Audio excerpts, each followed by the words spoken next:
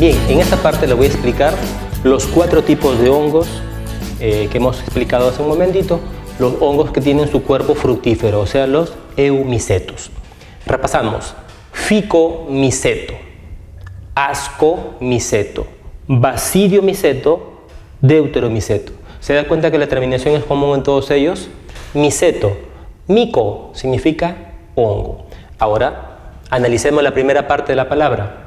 La palabra fico significa justamente alga, ya que el cuerpo fructífero del hongo tiene forma de un alga. Entonces acá la palabra clave es alga. No es que sean algas, es la forma de su cuerpo fructífero. Parecen algas, solamente eso parece.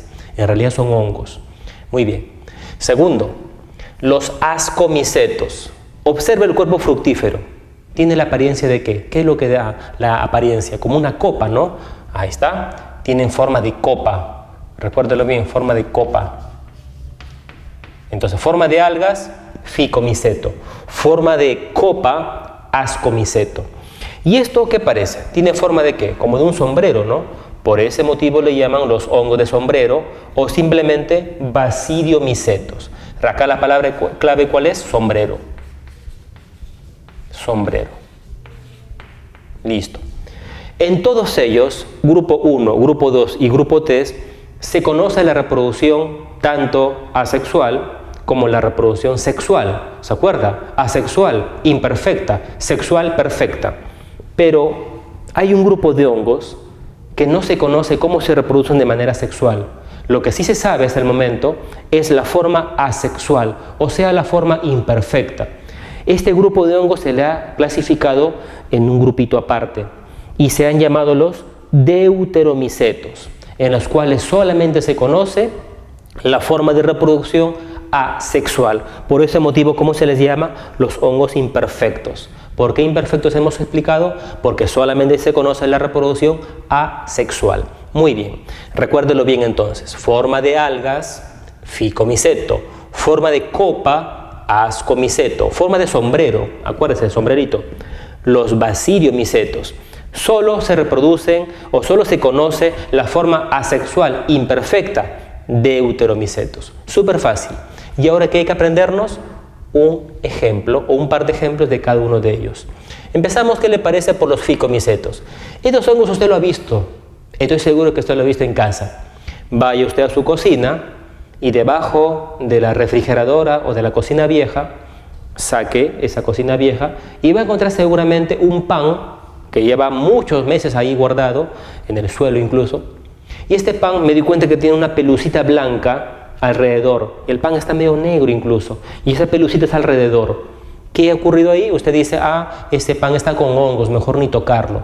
Tiene usted razón, esa pelucita blanca que está apareciendo ahí, que hace que el pan se ponga poco a poco negro, es el famoso moho. Los mohos negros del pan es un grupo de hongos que causan justamente daño a esos alimentos. No se olvide, por favor, son ficomicetos. No olvide, por favor, moho negro del pan son los del grupo ficomicetos. Súper fácil. ¿Lo puedes ver? Claro que lo puedes ver.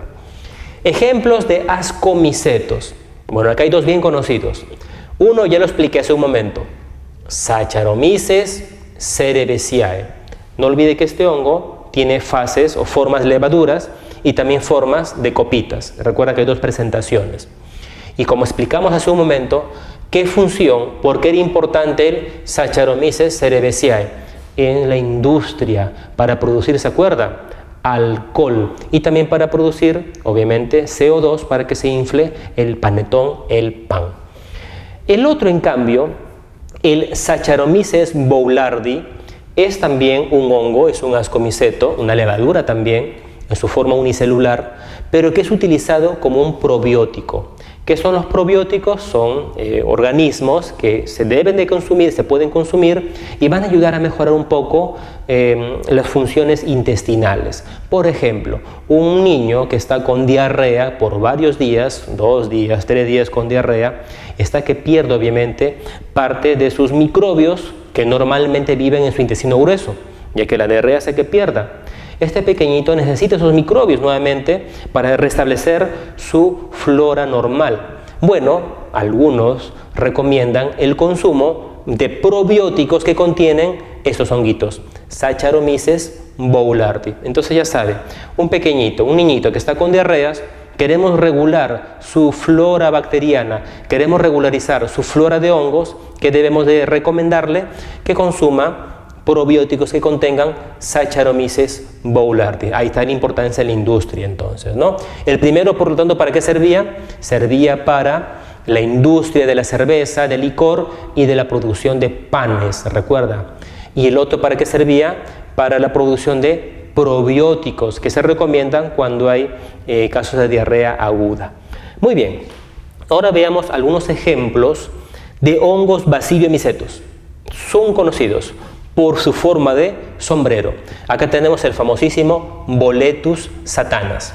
Este hongo también está prohibido consumirlo. Hongo venenoso, hongo neurotóxico, ya que contiene sustancias que pueden provocar daño severo neuronal. Recuerda, Boletus satanas. Es el hongo que usted no debe de consumir porque es muy peligroso. El otro, en cambio, sí es comestible. Agaricus campestris, comestible, por supuesto. Dijimos que era el champiñón, muy utilizado en el arte culinario. El otro, prohibido comer. Amanita muscaria, ¿se acuerda? Porque tenía dos compuestos. La muscarina, ¿se acuerda que provocaba daño en el cuerpo? Pupilas pequeñas, sudoración excesiva, bronquios cerrados, llenos de moco, corazón y frecuencia respiratoria disminuida, presión baja, esfínteres relajados y la persona se puede morir. Ya, eso se debe a la Amanita muscaria. Y el otro compuesto que produce la amanita, ¿se acuerda que mencionamos? Era el mucimol, que era un alucinógeno utilizado por muchas culturas antiguas. Muy bien, todos ellos son hongos que tienen esta característica, el famoso sombrerito. Pero hay otros hongos que son un poquito más pequeños que suelen causar daño a plantas, como las setas, como las rollas y los carbones. Si le preguntaran a usted, las setas, las rollas y los carbones, ¿qué son? Hongos que causan daño a las plantas. Son hongos, entre comillas, parásitos y pertenecen al grupo de los Basidiomycetos.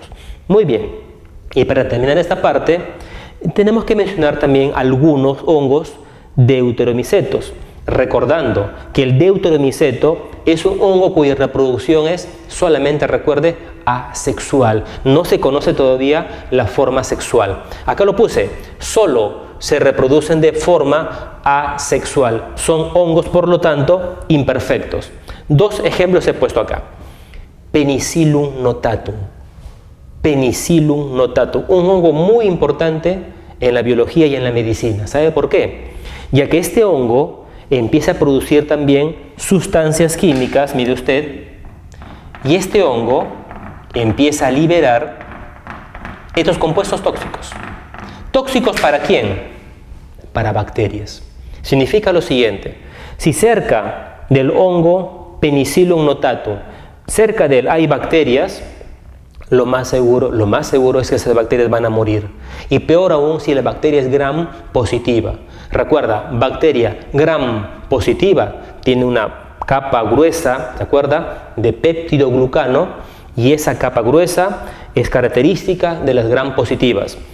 Estamos casi seguros que esa bacteria gram positiva va a morir, porque el compuesto químico liberado por el hongo lo va a destruye su pared celular. Por ese motivo, este hongo, Penicillium notatum, es muy querido en la industria farmacéutica para producir ese compuesto tóxico. ¿Pero tóxico para quién? Para las bacterias. ¿Sabe usted cómo se llama ese compuesto tóxico liberado que mata bacterias? Se llama penicilina. Ahí está el nombre. ¿Quién produce esta sustancia química capaz de matar bacterias? Esa sustancia llamada penicilina es producida por un hongo llamado Penicillium notatum. Interesante, ¿no? Ahora ya sabe usted por qué le llamaron penicilina. Porque ¿quién la produce? Un hongo llamado Penicillium notatum. No olvide, por favor, su reproducción como es de tipo imperfecta asexual. ¿A quién destruye esta penicilina? Bacterias, principalmente gram positivas, con pared celular gruesa llena de péptidoglucano. Muy bien, quizás sea el momento ahorita propicio para contarle la historia de cómo se desarrolló esta penicilina. La historia más o menos narra lo siguiente. Hace unos siglos atrás, existió un investigador de bacterias, un estudioso llamado Alexander Fleming. Alexander Fleming estudiaba a las bacterias, tenía recipientes de vidrio, donde tenía cultivando sus bacterias. Cada mañana Fleming iba a su laboratorio y observaba con su microscopio cómo están creciendo sus bacterias y las observaba diariamente. Cuenta la historia que accidentalmente uno de las personas que ayudaban en el laboratorio dejó la ventana del laboratorio abierta, eso es lo que narra la historia, y no la cerró. Al día siguiente Fleming, todas las mañanas, va a ver a sus bacterias y empieza a darse cuenta de algo interesante. Sus bacterias habían muerto. Todos los años de investigación que había tenido él se fueron prácticamente al borda porque se murieron sus bacterias. Y lejos Fleming de molestarse con la persona que dejó descuidadamente la ventana abierta, utilizó su carácter científico y se preguntó: ¿por qué murieron mis bacterias? ¿Qué ocurrió? ¿Qué ha causado que mis bacterias se mueran? Y empezó a observar, como todo científico observador. ¿Y qué se dio cuenta? Que estaba la ventana abierta. Vamos a ver entonces qué hay por allá. Y tras la ventana, ¿qué es lo que encontró? Encontró al hongo Penicillium notatum. Y dijo: este hongo quizás haya liberado alguna sustancia que ingresó por la ventana y causó daño y muerte de mis bacterias. Fue así como poco a poco se empezó a investigar y descubrió que esa sustancia química era la responsable de la matanza de las bacterias. ¿Cómo le llamaron? Penicilina. Y fue así como que empezó el cambio en la medicina, porque ahora con la penicilina se podía curar las enfermedades causadas por bacterias y se mejoró la tasa, obviamente, de vida de la población a nivel mundial. Una ventana abierta fue lo que cambió prácticamente la historia de la medicina. La era de los antibióticos había empezado. Increíble, ¿no? Interesante. Así que ya sabe entonces, cuando usted consume penicilina, sea en ampollas, de repente sea en jarabes, no lo sé, recuerda que esa penicilina, ¿quién la produce? El hongo Penicillium notatum. El hongo súper importante. Ahora pasamos a otro hongo para terminar esta parte. Este hongo se llama Aspergillus fumigatus. Un nombre un poco raro, ¿no? Trate de recordarlo. Aspergillus fumigatus. Ese hongo está en el ambiente.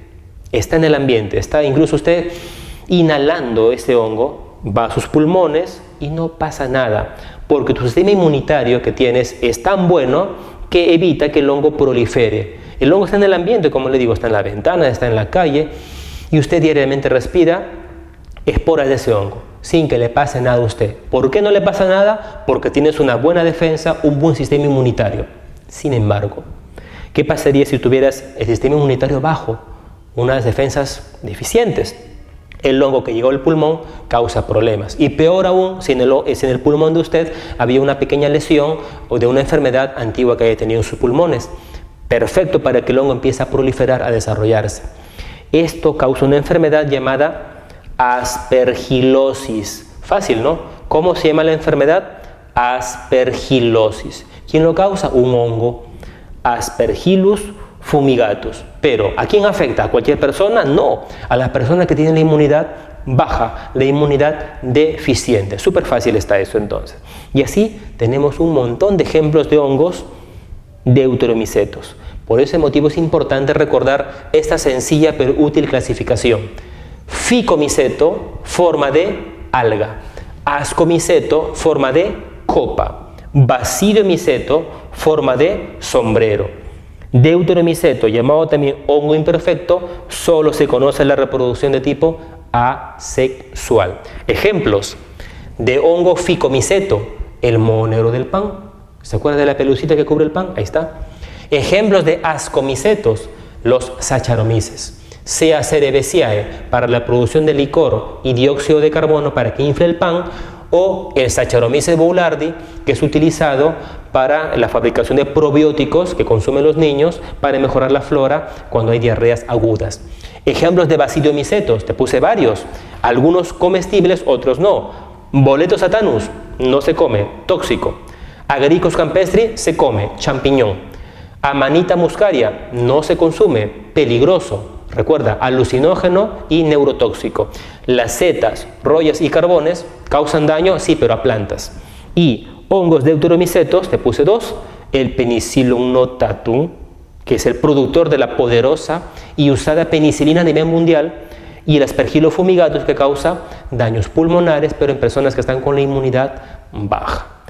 Muy bien, vamos a hacer un repaso de todo lo que hemos estudiado sobre los hongos, en la importancia de los hongos. En la siguiente parte, que es la parte final de la clase, vamos a explicar a manera de un resumen para qué sirven los hongos, su importancia. Vamos a ver que hay una importancia en la ecología, importancia en la industria, importancia en la alimentación y por supuesto en la salud pública, porque causa enfermedades a los seres humanos. Esto es en la siguiente parte de la clase.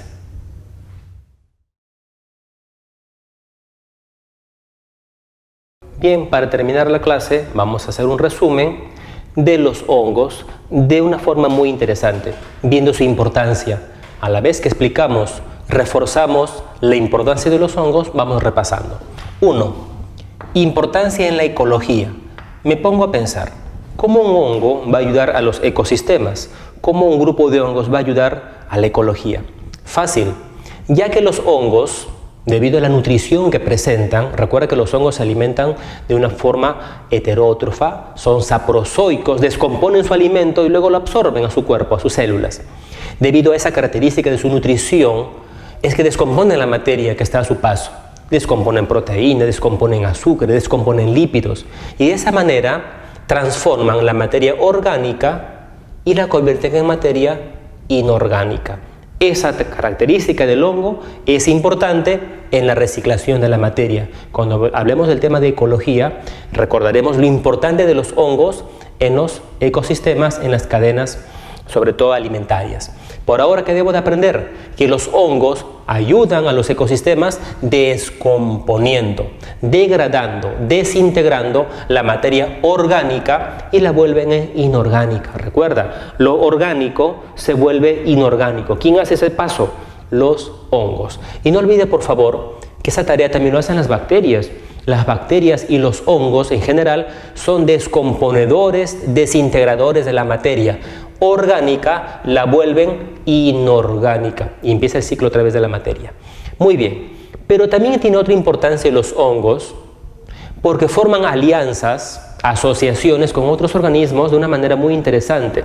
Alianzas en las cuales ambos organismos se ayudan y se benefician mutuamente. Por ese motivo se les llama a estas alianzas mutualismo. Por ejemplo, algunos tipos de hongos se asocian con un grupo de algas. Esta alianza es súper útil tanto para el hongo como para el alga con quien se ha juntado. Los dos ayudan, los dos se benefician, los dos necesitan estar juntos siempre, ya que si se separa el hongo de esta alga, lo más seguro es que van a morir al estar separados, pero juntos van a sobrevivir. ¿Cómo se llama esta alianza, este mutualismo entre el alga con el hongo? Líquen. Escuche, líquen con L. ¿Qué es un líquen? Una alianza, un mutualismo, una ayuda entre el hongo con el alga. No se pueden separar. Están tan juntos siempre que se le conoce con el nombre de líquen. Recuérdelo bien, líquen. Así como también se juntan algunos hongos con las algas, hay hongos que se juntan con raíces. Sí, hay un grupo especial de hongos que se junta con las raíces de las plantas y forman alianzas en las cuales, vuelvo a repetir, los dos ayudan, tanto el hongo como la raíz de la planta. Esta alianza entre hongo y alga se llama micorriza. Micorriza. Si se junta con raíces, micorriza. Micorriza. La palabra mico significa hongo, rizo significa raíz, obviamente. Por lo tanto, si en el examen te preguntaran, un líquen o una micorriza son alianzas entre dos organismos distintos con un beneficio mutuo.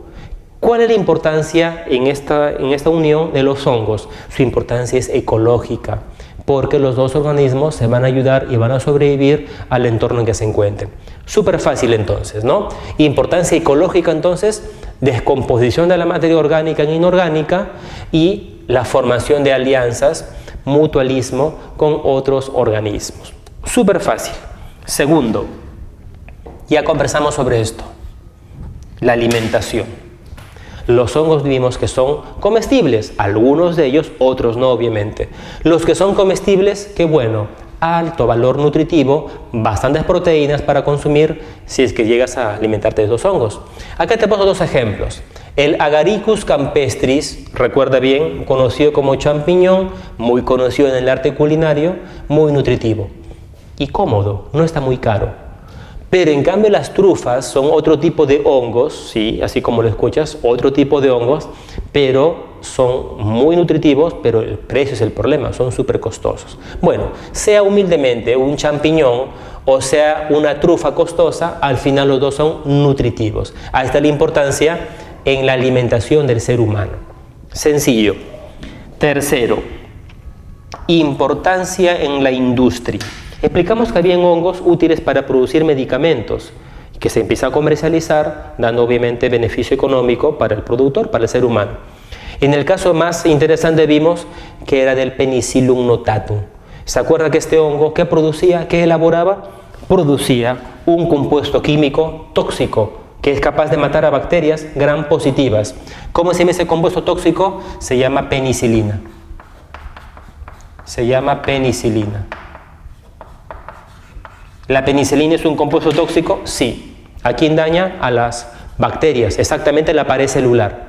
¿Quién produce esta penicilina destructora de pared celular bacteriana? El hongo Penicillium notatum. Interesante, útil, sí, desde el punto de vista industrial.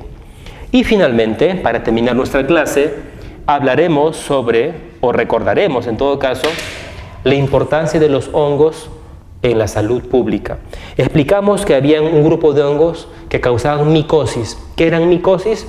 Enfermedades que causaban daño al ser humano. Y existen dos tipos de micosis. Micosis superficiales y micosis sistémicas o llamadas también profundas. Otra vez, micosis superficiales, micosis sistémicas o profundas. A ver, ¿cuál de las dos cree usted que afectarán la piel? Súper fácil, las micosis superficiales, obviamente. ¿Cuál afectará los pulmones, el cerebro de repente? Las micosis sistémicas llamadas también profundas. Vamos entonces por acá, ¿qué le parece? Explicando un poquito sobre las micosis superficiales. Voy pensando en superficies, ¿no? Existen tres hongos que les encanta vivir donde haya queratina, ya que la queratina es una proteína muy cotizada por este grupo de hongos. Donde hay queratina, ahí está el hongo seguramente alimentándose de ella. ¿Y dónde hay queratina? Fácil, en las uñas, en los cabellos y en la epidermis. Por lo tanto, este grupo de hongos, ¿dónde va a estar? En todo lo que tenga que ver con la piel y los anexos de la piel, cabellos y uñas. Este grupo de hongos se les llama dermatofitos. Fácil, ¿no? Dermato, ¿a qué me suena? Pues me suena a piel, ¿no? Dermatofitos. Entonces la pregunta está fácil. ¿De qué se alimentan los dermatofitos? Se alimentan de queratina. Donde haya proteína, queratina. Ejemplos donde podemos encontrar estos hongos: cabello, cuero cabelludo, uñas de las manos, uñas de los pies y el cuerpo en general, donde siempre hay queratina. Muy bien. ¿Cuáles son estos tres dermatofitos? Los que nunca debes de olvidarte. Acá están los tres amigos. 1, 2, 3. Los nombres te los aprendes hoy día. Tricofito. Tricofito. Rubrum. Recuérdelo bien. Tricofito rubrum. Es el nombre científico de este hongo. Recuerda que es un hongo que le gusta a la piel la queratina. ¿Qué enfermedad causa este hongo? Este hongo afecta sobre todo a los pies, causando una enfermedad llamada tiña pedis. Tiña, con ñ por favor, pedis. Pedis significa pie. Comúnmente conocido como el pie de atleta. Conocido por usted seguramente. Ya, entonces, ese hongo causa una enfermedad llamada pie de atleta. El nombre técnico exacto es tiña pedis. La persona tiene mucho escozor en sus pies. Mucho escozor. Le causa mucha picazón, se rasca su pie, porque justamente el hongo, al alimentarse de la queratina, causa irritación de las terminaciones nerviosas, causando el prurito, o sea, la picazón característica. Muy bien. La pregunta que todos se hacen: ¿hay tratamiento para esto? Por supuesto que la hay. Hay jarabes, hay pastillas, hay cremas, en fin, una serie de medicamentos que se pueden utilizar para destruir a este hongo, al Tricofito rubrum. En general, los medicamentos que matan hongos se llaman antimicóticos. Qué fácil, ¿no? ¿Qué es un antimicótico? Un medicamento que mata los hongos. Otro nombre, antifúngico. Qué sencillo. ¿Qué es un antifúngico? Un medicamento que mata a los hongos. Puede ser, como vuelvo a repetir, en jarabes, en pastillas, en cremas, lo que usted desee. Lo cierto es que tiene solución y sobre todo prevención. Muy bien. Segundo hongo, segundo dermatofito. Ahí viene el nombre, Microsporum canis. El Microsporum canis, recuérdenlo bien, es un honguito que afecta principalmente el cuero cabelludo, causando una enfermedad llamada tinea capitis. La tinea capitis, recuérdenlo bien, es una enfermedad que afecta el cuero cabelludo de la cabeza. La persona le pica su cabeza y cree que es caspa, en realidad son hongos, mire usted, causando lesión, irritación en su cabecita. A veces es tanta la picazón, tanta la irritación, que se inflama toda la cabecita, causando incluso la pérdida del cabello y el enrojecimiento de la zona.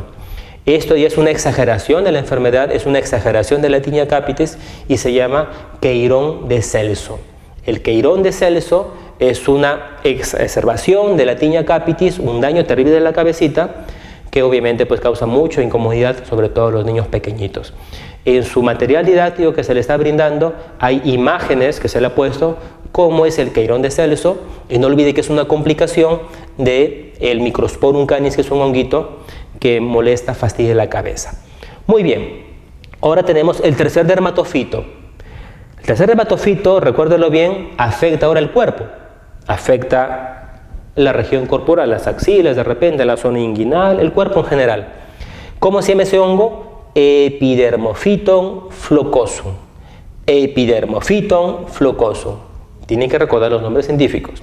¿Qué enfermedad causa? La tinea corporis, porque el hongo ¿dónde está? En el cuerpo, no se olvide por favor, ¿ya? Y así tenemos entonces los tres tipos de dermatofitos: el tricofito, el microsporum y el epidermofito. ¿Qué causa los tres? Tiñas. Tiña del pie de atleta; tinea capitis, cabeza; tinea corporis, el cuerpo. ¿Hay tratamiento para las tiñas? Por supuesto que lo hay. ¿Cómo se llaman los medicamentos? Antimicóticos, llamados también antifúngicos. Súper fácil. Pero existe otro hongo también, no es dermatofito, porque él puede vivir en ambientes donde no haya queratina. Ahí está la diferencia. Él no le gusta mucho la queratina. Prefiere estar en ambientes húmedos, obviamente, que tengan azúcares para poder alimentarse. No le gusta mucho la queratina, que digamos. ¿Cómo se llama este hongo? Candida albicans. Nombre: Candida albicans. La palabra albi tiene un significado para usted muy importante, significa blanco. Albi significa blanco. ¿Debido a qué? Cuando el hongo empieza a crecer, a proliferar, aparecen agrupaciones de color blanquecino, secreciones blanquecinas, que señala obviamente que ahí está el hongo llamado Candida albicans. ¿Cómo se llama esta enfermedad? Cuando el hongo empieza a proliferar, causando muchas molestias, obviamente, ¿no? Candidiasis. Comentario: todas las personas, todos, sin excepción, usted y yo y cualquiera que me esté escuchando, tiene en su boca, tiene en su canal vaginal, en su ano, este hongo llamado Candida albicans, y no pasa nada. ¿Todos lo tenemos? Sí. ¿Molesta? No fastidia ni molesta a nadie, salvo que haya condiciones de inmunosupresión. Baja la inmunidad, el hongo empieza a molestar. Le das más humedad al hongo, el hongo feliz. Recuerda que al hongo le encanta la humedad. Y empieza a proliferar, causando obviamente una enfermedad llamada candidiasis. Vamos a poner un ejemplo de una manera práctica. Vamos a imaginar que hay una jovencita de 16 años. 16 años. Ella refiere mucho escozor, mucha picazón, prurito, es el término exacto, en su zona vaginal. Está muy preocupada ella porque el escozor es tan intenso que se ha hecho llagas en la zona vulvar, en su vulva, producto del rascado. Está preocupada, va donde su mamá y le dice: mamá, tengo mucha picazón, mucho prurito en la zona vulvar, en la vulva. La mamá, preocupada, dice: vamos a observar qué está pasando. Y evidencia pues en su ropa interior de la jovencita secreción blanquecina. blanquecina, ahí está, albicans. Grumosa, la secreción es como un queso aplastado, como un arroz aplastado, de color blanco. Lo huele y no tiene mal olor. Interesante. Color blanquecino, causa mucha picazón, no tiene mal olor y es espeso, grumoso, casi seguros que es Candida albicans. Y no hay por qué preocuparse. Algunas mamás piensan erróneamente que esto es una enfermedad por transmisión sexual. No es así. Es el hongo Cándida que vive normalmente en la vagina de la mujer, solo que está proliferando. Seguramente ha habido condiciones que han hecho que el hongo prolifere.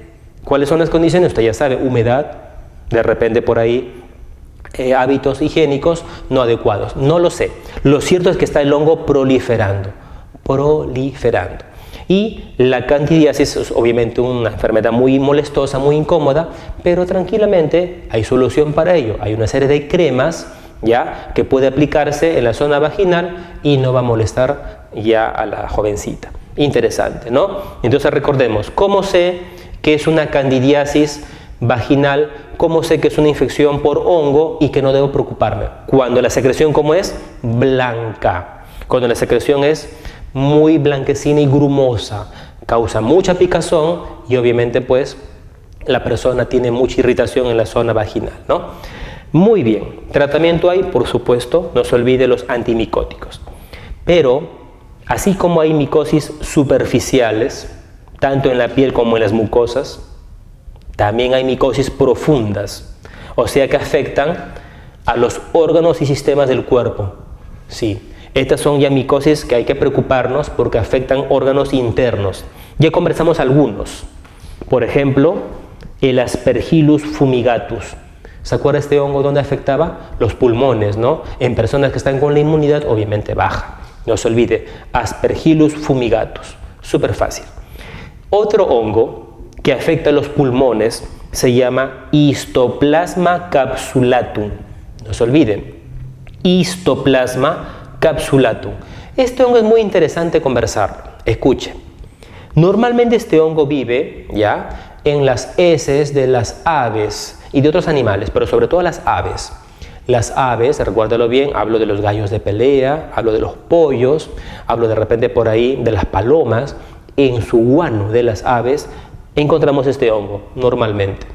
Cuando una persona tiene contacto, así como lo escuchas, con estas excreciones de las aves, con el guano, y por mala suerte pues lo inhala, posiblemente las esporas ingresan por su aparato respiratorio y llegan a los pulmones de la persona.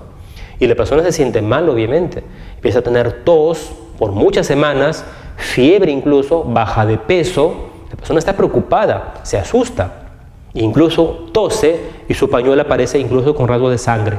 La persona dice, estoy mal, estoy tosiendo por más de 15 días, estoy delgado y el esputo, o sea, la expectoración sale con sangre. No, algo está mal. Y lo primero que uno piensa en que es en tuberculosis, ¿no?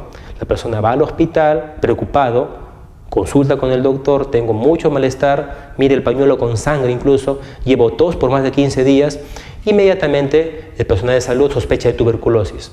Pero se le hacen exámenes buscando a la bacteria que provoca la tuberculosis y no encuentran a la bacteria, porque no hay pues, porque la enfermedad no es causada por bacterias, no es tuberculosis, es una enfermedad llamada histoplasmosis. ¿Cómo se llama la enfermedad? Histoplasmosis. La pregunta es la siguiente: si le damos a esta persona incorrectamente tratamiento con antibióticos, le damos pastillas para matar a la bacteria, ¿habrá mejoría? No, porque la enfermedad no es causada por bacteria. ¿Quién no provoca esta enfermedad? Un hongo. Entonces, después de muchas semanas de tratamiento, la persona no mejora. ¿Qué va a mejorar? Pues si no se le está dando el medicamento adecuado. Y por ahí a alguien se le ocurrió preguntar, disculpe señor o señora, ¿usted cría palomas? Sí, crío palomas, tengo un lugar en el techo de mi casa donde crío palomas. Ahí está la respuesta pues. No era tuberculosis, era histoplasmosis, porque el hongo, Histoplasma capsulatum, vive en el guano de ciertas aves. Y esta es la respuesta. Se da tratamiento antimicótico y la persona mejoró, la persona se cura, se da cuenta. Por eso es importante preguntar en qué trabaja la persona, qué animales cría, dónde vive y todo eso para llegar a un buen diagnóstico. Mira, ¿qué hubiera pasado si no le preguntaban a la señora o al paciente los animales que criaba en casa? Hubieran seguido pensando que es tuberculosis, dándole antibióticos antibacterianos por las puras. Ahí el tratamiento es antimicóticos, porque ¿quién es el causante? Un hongo. Muy bien, y para terminar, hablaremos de un hongo, el último de los hongos, llamado criptococo. Cryptococcus neoformans, un hongo que se encuentra en el ambiente, lo tenemos también nosotros, pero no nos causa problemas. ¿Sabes a quién afecta este hongo? A las personas que están con la inmunidad baja. ¿Y qué mejor persona que está con la inmunidad baja que un paciente con VIH, un paciente con SIDA? Las personas que tienen SIDA están con la inmunidad pues hasta el suelo, súper mal, con la inmunidad deficiente, una inmunidad pobre. En esas personas el criptococo hace de las suyas, llegando al cerebro, así como lo escuchas. C de criptococo, C de cerebro, para que recuerdes, va a la cabeza y ahí causa problemas neurológicos. A la persona le duele la cabeza tremendamente. Así que ya sabes, persona que tiene SIDA, que tiene VIH y que está con dolores de cabeza intensos, dolores severos de cabeza, ¿en qué vamos a sospechar? Lo más seguro que hay en su cerebro, criptococo neoformans. Así que ya sabes entonces que estos hongos no afectan pues la piel, que afectan órganos profundos, pulmones, cerebro, vísceras. Es así entonces como los hongos llegan a ciertos lugares a causar problemas. Muy bien, qué interesante, ¿no? Los hongos implicados en la salud pública, causantes de enfermedades tanto a plantas, tanto a animales y por supuesto a los seres humanos. Mi recomendación es que te aprendas estos hongos que son los más conocidos, incluso algunos ya han preguntado en exámenes de admisión pasados, sobre los hongos superficiales y los hongos profundos o sistémicos. Hongo superficial, recuerda los 3 dermatofitos: tricofito, microsporum, epidermofito. También no olvidar a la cándida, que no le gusta estar obviamente en la piel, pero le gusta estar sobre todo en mucosas, ¿no? Canal vaginal, boca, ano. Y no olvidar a los 3 hongos que causan problemas en órganos internos. Me refiero al Aspergillus, al histoplasma y al criptococo. Y con eso hemos terminado nuestra clase de hongos.